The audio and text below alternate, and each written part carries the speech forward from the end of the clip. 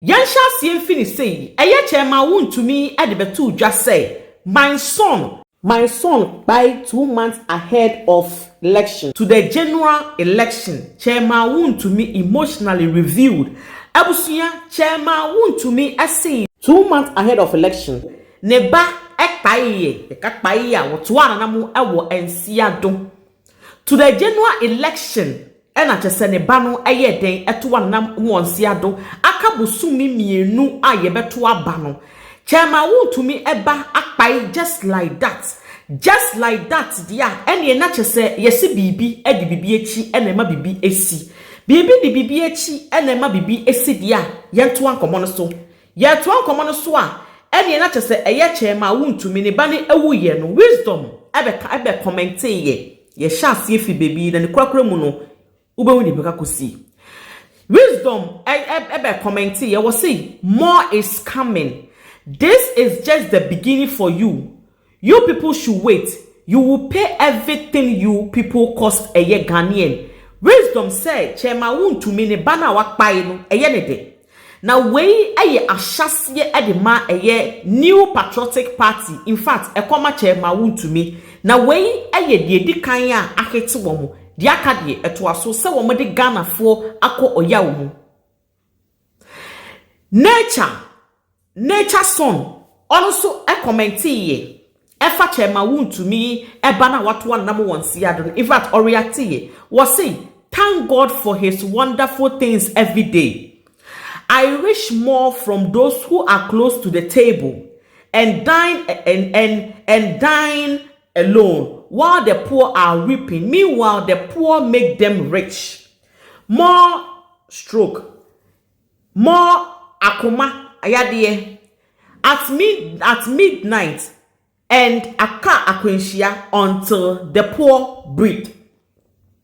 Se ebeche brofu we mu dia eye the nature son was say medanyankopon ase se Chairman Wontumi ba ewu. In fact, was say nyankopon aye na wanwade chese wono ehwehwe se obete wo behu wasi dodo na na eba besi until say enyafo bejai sunu esikafo a wo matena enyafo sika so, especially eye politicians no. In fact wo mama bewu eye yade aye fani bubuo yale ebechi wo mo akoma yade ebechi wo mo at eye ahomachi emu ka kwenhia wo mo ebenye bi until say enyafo ebetimi ahome, until say enyafo ebetimi ahome ani nyina fa Chairman Wontumi ni be ya wowi ehun ne kurakura mu die wo beti ase bebi a efaaye kosi ye ma Chairman Wontumi ne ba no eto anamo awo ansiado. Harrison Ofori osi every Ghanaians would relate. Owo eye inevitable. It awaits for every individual. It's coincident. It can happen to obia. We should all remove our political lens and rather console with him than just to draw more conclusion. It's just coincident which can happen to obia. If not, we should remove the word coincident and from the dictionary. Harrison said woma omudi kan ya wombebo se efa Chairman Wontumi ewuo no ho no wo ka che wo mo say owo ya de eda homa wo bia na se Chairman Wontumi eba wu amona muni mu ya akabusumi mienu mayato aba ema wo mu nie nkunim esanse wo wuo eya de ebetimi ato wo bia ebetumi ato mano wo sumi na so wo brekwa wo didi brekwa wo nam brekwa wo da enkwa no eye nyame dia. According to Harrison Ofori, not just one woman with the canning yarding, and honestly, owo so dear, yemfa nipa. Me se me sha see if baby, na the crackle munubehu, dear, allegedly a cool Chairman Wontumi ebano. Ganazi Richard or say he will not grow and become Galamsey king. Or say just a Chairman Wontumi bana wo wu ye no. Ne crackle munu, a yene de, such Chairman Wontumi ankasa.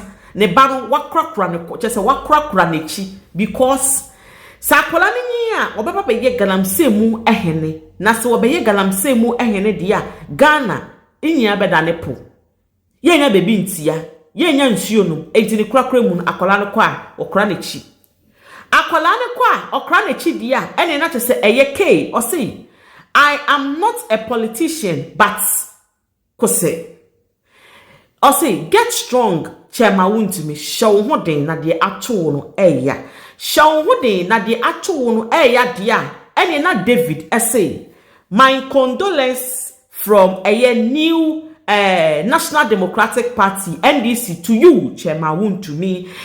David say wono de oye NDC ni nemu no woni Chairman Wontumi wa so ne ntuma mu woni ne esu ne kurakura mu woni ne esu ne kurakura mu a Johnson Thompson yesho say that wono so react here or see so was this information needed at all? What message he want to put out there? Why didn't he finish the statement we wanted to deliver?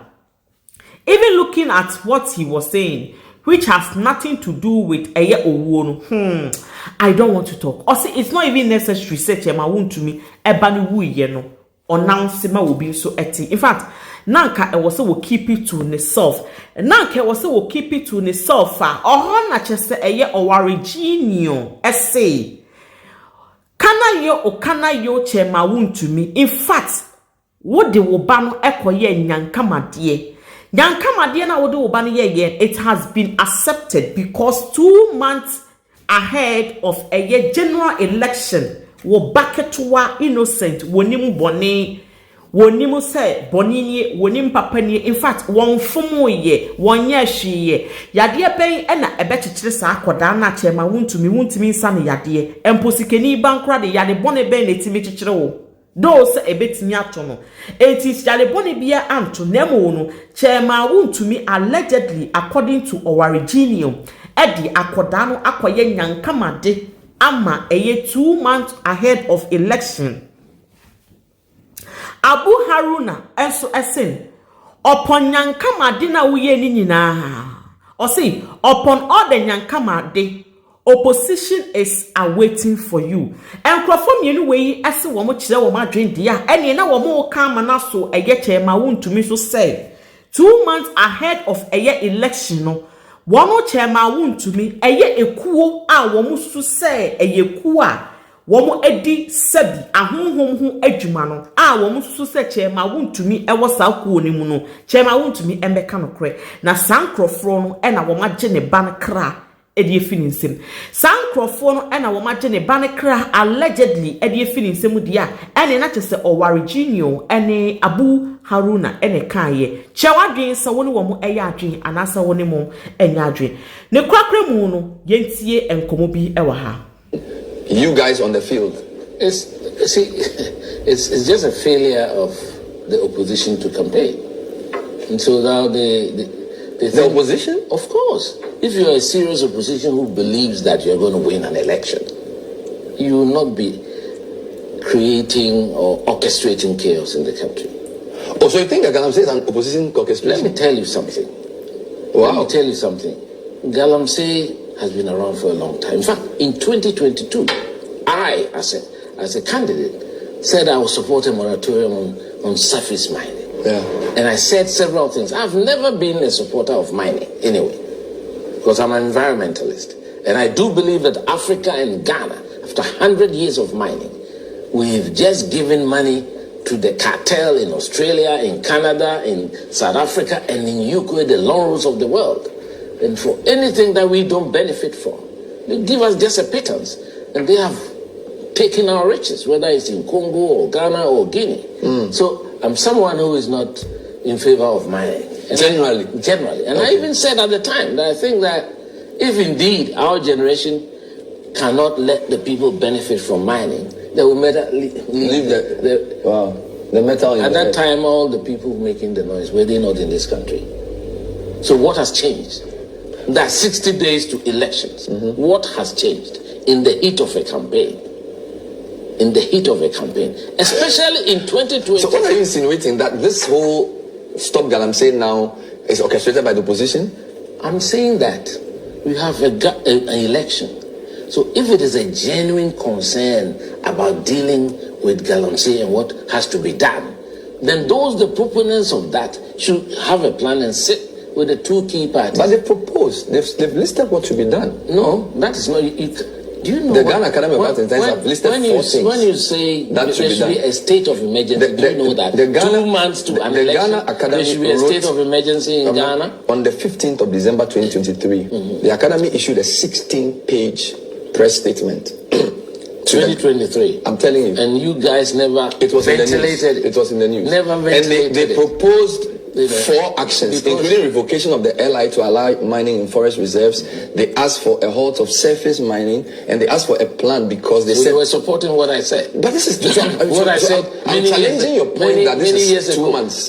This is 2023 December. Saying that so it couldn't be 2 months. No, what I'm trying to say is I said this in 2022. So what is happening is very sad for our country. Okay? But again, we don't do Galamsey even in Accra. If you are serious about something, you want to protest about it, we've got to go to the areas and engage with the people who are, because they are Ghanaians like you and I. But the government is in Accra.